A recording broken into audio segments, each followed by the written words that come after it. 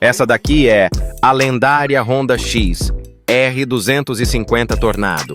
Chegou em 2001 para conquistar quem queria liberdade tanto na cidade quanto na estrada de terra.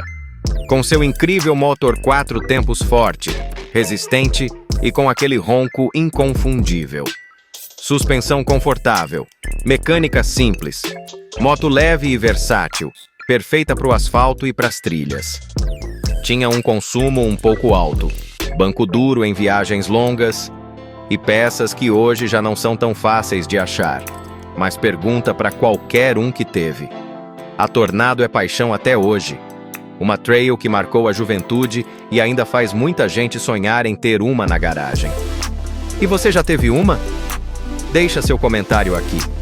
Já curta o vídeo e siga nosso perfil para mais conteúdo.